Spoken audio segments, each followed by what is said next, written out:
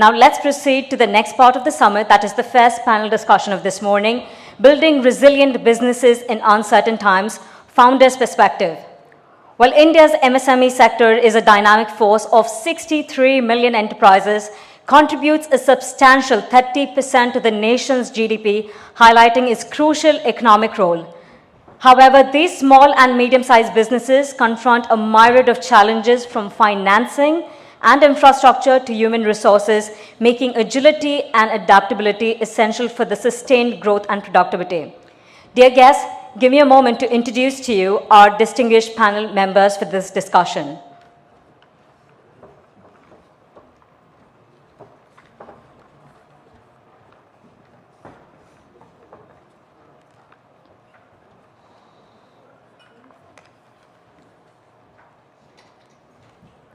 I think we already have the names of our panelists displayed back here, so we know it's going to be a very insightful session with some wonderful dignitaries joining us back here.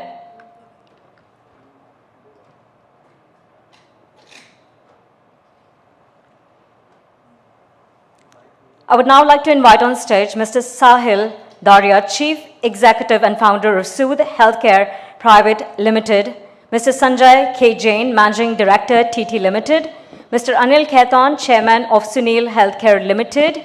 And to moderate this panel discussion, may I please invite on stage Mr. Vipul Oberoi, Director, Learning Solutions, Dun & Bradstreet, India. And could we please welcome our wonderful panelists and moderators with a big, big round of applause, ladies and gentlemen.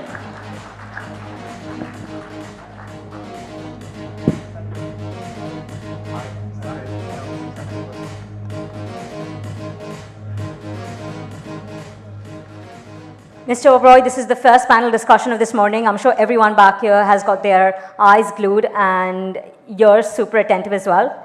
The stage is all yours. Over to you. Thank you for the pressure.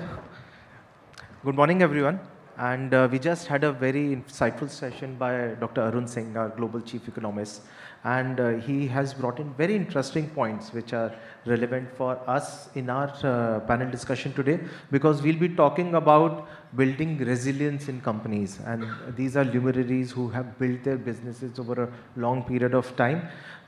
One of the things, the major things what Dr. Singh mentioned was, in fact, he has stressed a lot, is about creation of jobs. About 231 million jobs are to be created in the next 25 years. But at the same time, he pointed out that most of our companies are actually survivalists. They are barely scraping through. But one of the positives also is that there has been a growth in new company formation in tier 3 cities. It's actually moving from tier 1 towards not even tier 2 but tier 3. That really actually democratizes growth. And while there is a certain issue that our SMEs do face as far as access to finance is concerned, and we would be during the course of the day also having a panel discussion on access to finance where we'll delve into this in detail.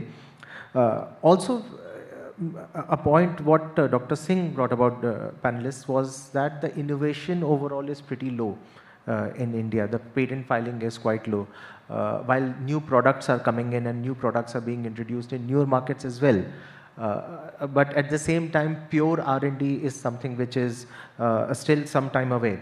So with this perspective, we'll be having this first panel discussion where we'll be covering your perspectives on risk management, innovation, how do you integrate technology, and what are the various business models the SME founders here who are here can actually adopt. So I'll, in fact, Sahil, if I can start with you, and we were talking about innovation here in specific. Now, innovation is a lot about product innovation, but there is also process innovation. And on both sides, one really needs to think through on achieving those operational efficiencies for more stability, for having better agility, adapt to the conditions, and having a more sustainable growth. So what are the kind of shifts that you have seen in probably the healthcare industry or the feminine hygiene industry in particular in the past, I would say, 5 years or so? Hi. Yep, that works. Hey, thanks Dun Bradstreet and Vipul for having us over here.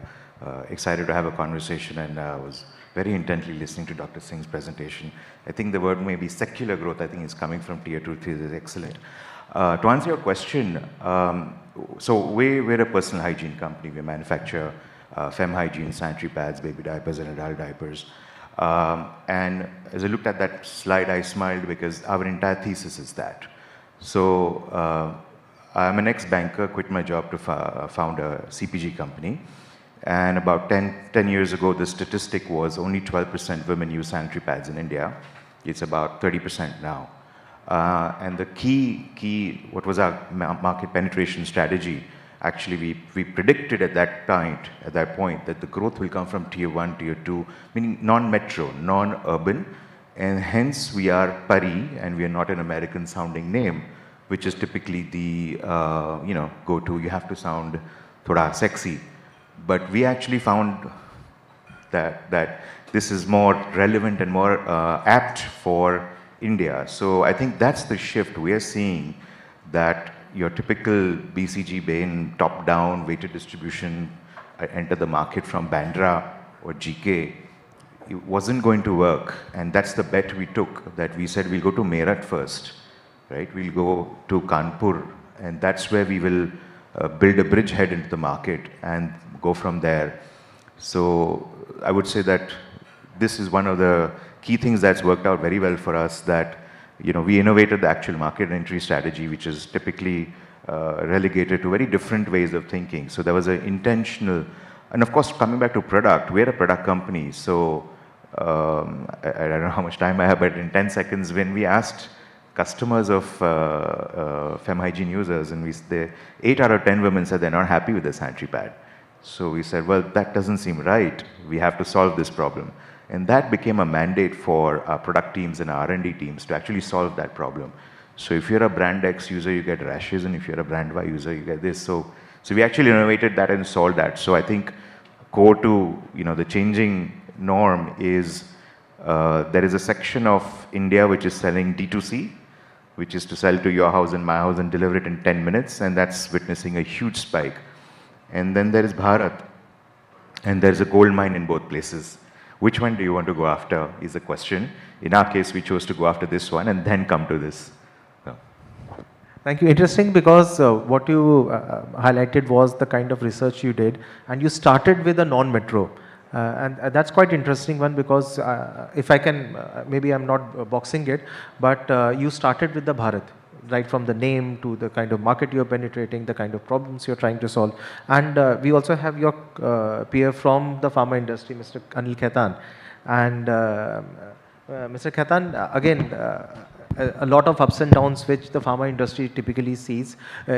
Are the business cycles shortening? Or do you find that right now what you have is actually quite a magic recipe, what you have found for your company? Are there business cycles which are constantly happening in the past 4 or 5 years? Business cycles? Business cycles, the ups and downs in the industry, any new disruptions that are coming in, or which you foresee in this future? Yeah, Mr. Oberoi, thank you. Thank you, Dan and Bradstreet, and a very good morning to each one of you, ladies and gentlemen. What I would say is, I'm sorry, just repeat your question once again. Sure. In the past 4 or 5 years, what kind of disruptions you have seen? Now, the major disruption which happened was because of COVID. Now, during COVID, the pharma industry was all 5 gears on. It was really, it was really, sailing. It was absolutely flying. The growth rates were excellent. A lot of medicines were being produced. Wholesalers, retailers were buying up medicines. Then came post-COVID. And that was a huge downward trend for the pharma industry.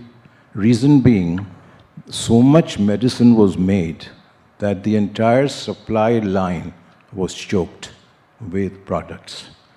So, you can only sell medicines. It's not something, it's not like food or something. So, it took approximately 18 months to 24 months for this pipeline to get again empty for fresh orders to come up. And that affected the entire supply chain of the pharma industry. See, like in our case, we're not a pharma company, but we're an excipient supplier to the pharma company. So we had a huge bottleneck. Say we make these gelatin capsules and vegetarian capsules, which the pharma industry fills in the medicine, and then we take it. So our capsule orders just went down, and we have 35 machines. We had to close 15 machines because there's no point just investing working capital and putting that into stock. So that was a major sort of high effect and a low effect. So it was a good learning for each one of us that don't get too excited in good times because bad time is around the corner. So keep your balance, keep your cash intact. That's very, very important in today's business. You got to be cash liquidity focused.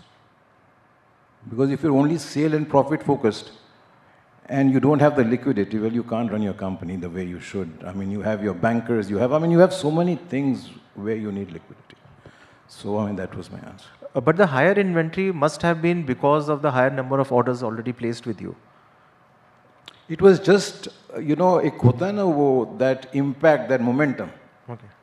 कि भाई vitamin चाहिए, antibiotic चाहिए. Doctors also, instead of 5, take 10, keep it in stock. So there was in a way a genuine demand from the market because it wasn't a forecasting, it was actually there. Yeah, people were buying. People were naturally buying, otherwise companies would not be making it. But then when having bought so much medicine post-COVID, then they were not buying.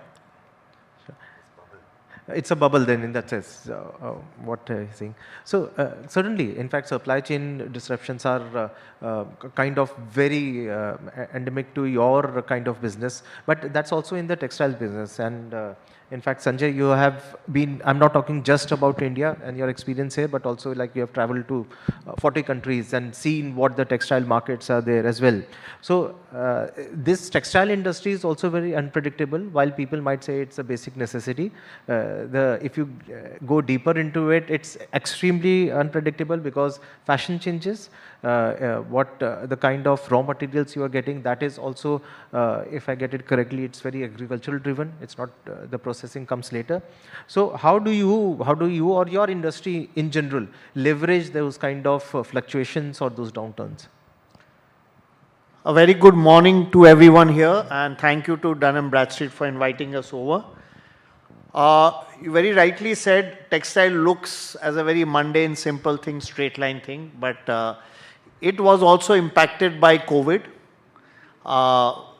In fact, till date, US bought so much of garments in anticipation because people were buying so much of garments that it took them almost 1.5 years to clear the inventory and come to a normal stance. Just to give you a figure to understand, their imports were down by 20% for more than a year, while their retail sales were growing by 5%. So you're seeing how much of inventory they were eating up. And you can imagine US is a market, so all the supply comes from rest of the world, how they would be impacted. And textile is a global industry. We are impacted by anything which is happening anywhere, including our raw materials which we are talking. We are not only impacted, cotton is one agri-commodity, but we are not impacted what happens in India. It happens what's happening in China crop, US crop, the monsoons working. Is soya being getting more better than cotton? Will people grow more of soya and so on and so forth? So it's a long chapter. So we are impacted by so many things that I tell the SME sector, stop thinking about it. It's beyond our understanding. No algo is going to work for it. So you work, focus on things which are under your control and try to not get into any sort of speculation on the raw material side because it can be really damaging.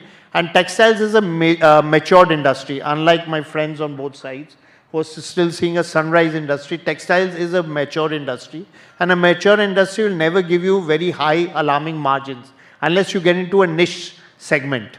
If you want to be, either you be a volume player or you be a niche player where you find a niche and you are able to sustain on that thing with higher margins. But then if you start growing, you're going to see a totally different picture. So now, how to manage everything? First of all, don't think too much about what's happening around you, about uncontrollable factors. Second important thing, supply chain disruptions are real. Post-COVID, we all know from whichever industry, the sea freights went up from X to 10X. Then they came back to X, or almost maybe 1.5X. Again, due to Red Sea disruptions, Israel war, again they've gone up by 4X, especially Europe and western part of the world. Okay, the eastern part is not impacted. So suddenly a product which is very competitive may no more be competitive. US may think it's better to source from South America rather than source from the eastern part of the world because of the freight rates. So this will keep happening. India as a country has so much supply chain challenges. Despite GST coming, border issues coming down, we are such a festival prone country. So you have critical components coming, Holi comes in between. On Bihar, the driver leaves the truck and goes on a 5-day holiday. No tracking system, no calling system works. So we need to understand, do an ABC analysis, see our critical components always. We typically don't do any analysis. We are worried about everything. And if you're worried about everything, then you can't worry about what really you need to worry. So do an ABC analysis, make sure you have reasonable buffer based from where they are coming, based on your supplier credentials. Now, if your supplier is a small supplier and does not have the leeway, he gets one big order, he has a shutdown, you're stuck. So keep all that analysis in mind and predict, because the market today doesn't wait. They don't care whether you sent it genuinely on time. Today, they are not looking at ETD, they are looking at ETA. And they're going to penalize you if it doesn't come on time. If winter goods don't reach on time, you're going to be penalized, they're just going to return it back. No one has the buffer to keep anything. So plan properly, do your own analysis, and remember, some things are beyond your control, so work on what is in your control. Thank you. Very interesting points, and in fact, you just mentioned that, in fact, in your industry also, there was a supply chain bubble. Wherein you were loaded with inventory and there was no probably orders inside for the consumption of those. I'll just correct you, I don't call it a bubble. Sure. What Mr. Khemka said, it's in a momentum. You make predictions based on a momentum. He made predictions based on the capsules that were selling. You know, so we could not analyze the situational change which comes in, and we never expected, like online.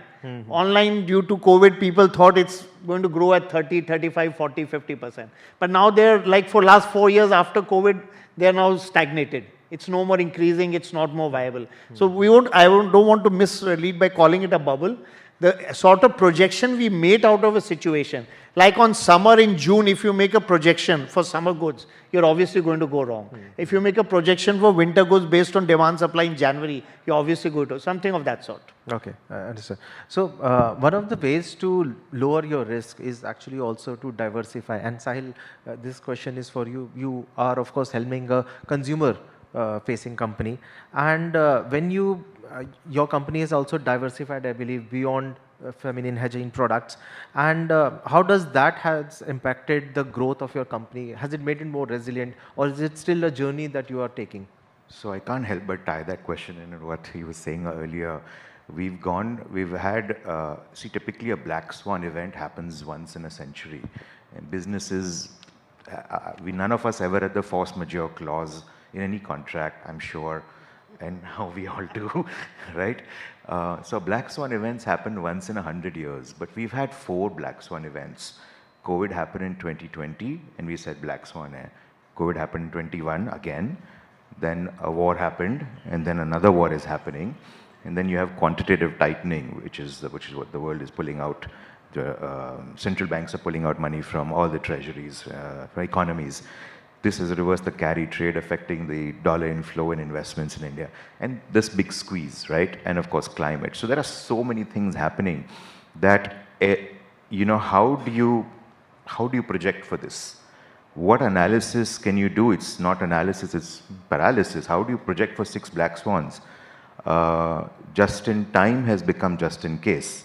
So with that context, let me answer your question. So yes, we went ahead and built a distribution network. One of the one of the pillars at which we operate on is actually creating a large distribution network. To reach Bharat is very easy to say 150 crore log ko kuch bechna hai, but bech ke dikhao, karke dikhao. You have to reach that many households. So we actually went about building a distribution network to reach tier 1, tier 2, and utilize that to say, now that I have a pipe into the market, I can put anything into that pipeline. So with that, when we have a fem hygiene product, we then put a baby diaper product called Super Cute. So the idea is that the entire value chain is the same. Our business is a paper business. So, you know, we press that button, put the paper in and make a sanitary pad, press that button and we make a diaper. So the entire value chain is same, from raw material to factory to boy on bike to gadi to even to the retail store to the buyer. Ultimately, it's the 85% household buying is done by women. So, did you know that? So they make all the decisions in our lives. So we said, well, the entire value chain is same. Now the advantage of this is that the entire 100% contribution margin is, you know, because the pari pays for everything else. So every new product we launch, so long as it succeeds, adds that much EBITDA to your bottom line. So that's the logic, yes. And we've seen success with that, given we have distribution, and we are adding more and more products one by one, slowly. So diversification is one way to then mitigate the risk. But Mr. Khaitan, from your learning as well, supply chain bottleneck was one major one. So how does one, as a you are managing a company, how would one really identify? Sometimes does it become more like gazing into a crystal ball, where you just intuitively see what can happen? Or you might say that, okay, there are certain markers which are always there in the economy, or there are markers which are always there in your stakeholder ecosystem that helps you identify those risks in time. Well, what we did, I'll share my experience because that is reality. Like our raw material is gelatin.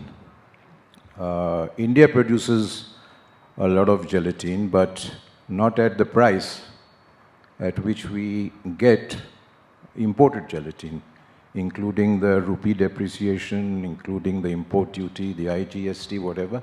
Still, the imported gelatin, if India is 100 rupees, imported is about 85 rupees. So we were importing from China. But after the Galwan issue, then we also raised our alarm. And we looked at various trade agreements which India had signed with various trading blocs, with various bilateral countries. And then we also found out which were the countries making gelatin. Based on that, we identified the trade agreement. And we looked at the least developed countries and came out Uganda. And we located a good gelatin supplier there. And we started importing gelatin from that supplier. Then we went on to Brazil. Then we developed suppliers in Brazil. So now we have 2 brand new suppliers, minus China. We also have China with us. It's not that we are saying no to China, because we all know that despite of whatever China +1 strategy, the exports of China into India is huge. Even after 2020, the Galwan issue, the imports have risen up phenomenally, because now China is the largest trading partner of India. $118 billion they did, last year. So that was a great de-risking strategy we did. As I said, COVID had its own learnings. That was a big learning for us, that we developed alternative sources. And the least developed country, why we went to that country was that India has an agreement that no import duty is charged on any product which Indian companies import from least developed countries. And from Brazil, we hit on to the Mercosur agreement. They have some Mercosur agreement. And in that also the duty came down. And with China, we had the APTA, Asia-Pacific Treaty. And with that also the duty, which was 25%, it came down to 14% when we were buying from China. So that is what we did. We basically de-risked our raw material supply, because to me, there are 2 or 3 things while running a company. One is you must have your raw material security, you must have your energy security, your manpower security.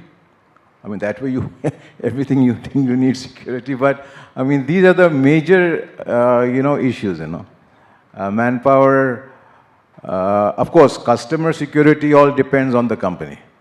That what's your technology, what's your quality, how do you deliver, how do you do after-sale service. So all that depends on these various factors. But I think any entrepreneur in their sector, they get feelers from the government, they get feelers from the day-to-day business, and that, seventh sense in the entrepreneur says, कि भैया थोड़ा सा ऐसे shift कर लो गाड़ी को, मतलब कि गाड़ी का direction, otherwise you will go for a crash. And it's very difficult to sort of, explain that to you. It's just a feeling which comes. Thank you. Interesting that you focused on de-risking through venturing into newer markets and sourcing your material and picking on the trade agreements. These actually probably gave you a better direction on which markets to focus. And with the textile industry also, Sanjay, is that something which you also follow? That let me just try out different markets, different suppliers. Are you constantly doing it, or do you prefer that one permanence?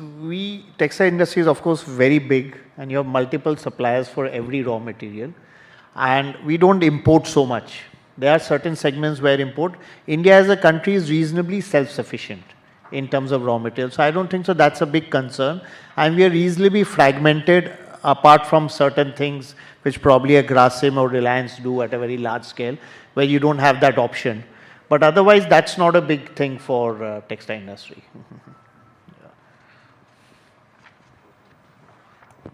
So, what we saw for one was on how to survive, and we were talking about the cycles that came in. We talked about bubble in case of pharma industry, or where we have gone with the momentum.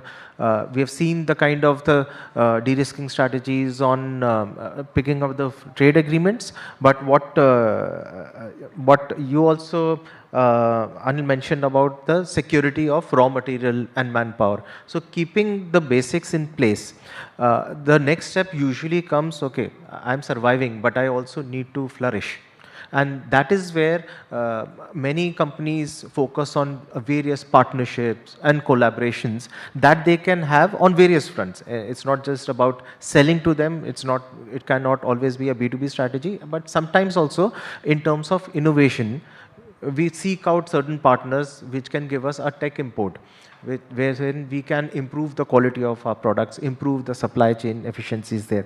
Now, this has also meant that within India itself, companies are now looking at various stakeholders also on the public sector side. They are looking various ones on the R&D side, which is extremely important for pharma as well. So what innovations have you implemented? Anyone would like to take it first? What innovations do you think have you implemented? Could be through partnerships or could be your native I'll give you one very nice example which textile industry in southern India has done regarding collaboration and how the players can benefit. Without naming, there's a new association which got formed, and they enrolled about 100-150 members from the southern India, mainly Tamil Nadu, and they started bulk purchasing. To give you an example, you need to buy, let's say, tube lights. So they did a contract, they went and spoke to probably a Philips or someone else, and they said, okay, we are going to buy tube lights, give us a corporate rate.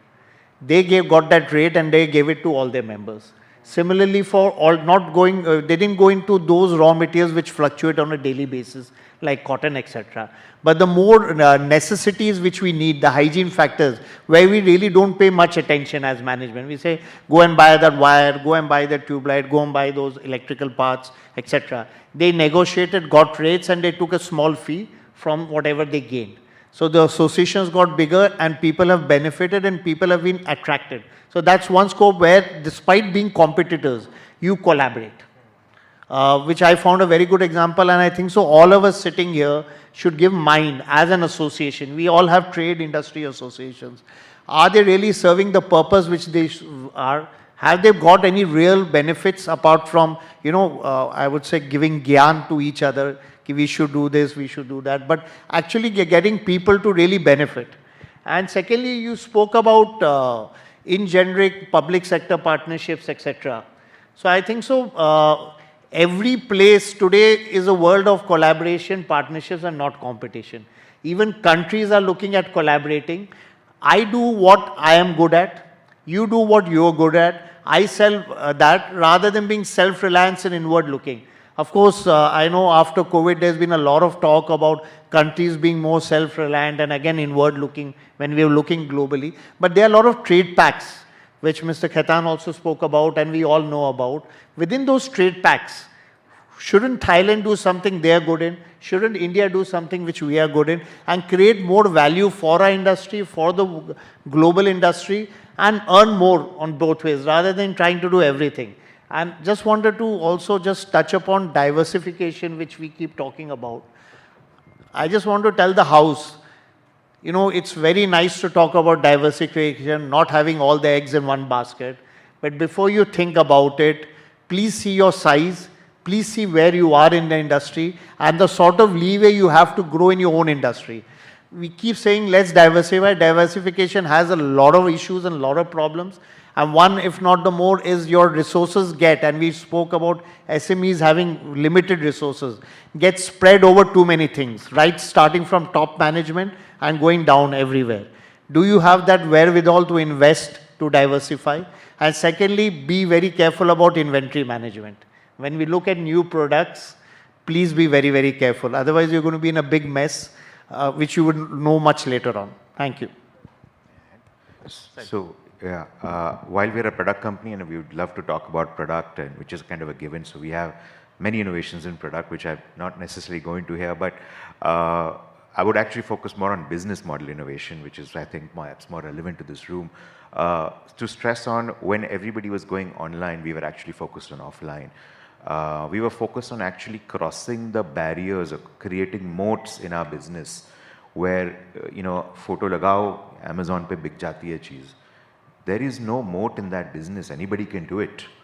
So can we actually create and just do the business the good old fashioned way, doing things that nobody wants to do? And that's the barrier. And if you do those hard things that nobody can do, that makes you more valuable and makes your business more resilient. How's that for innovation, right? Today it's not talked about, but there is some charm in doing things the old-fashioned way.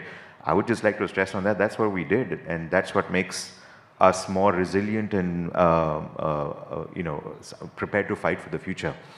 So your business model is also evolving through these partnerships that you do?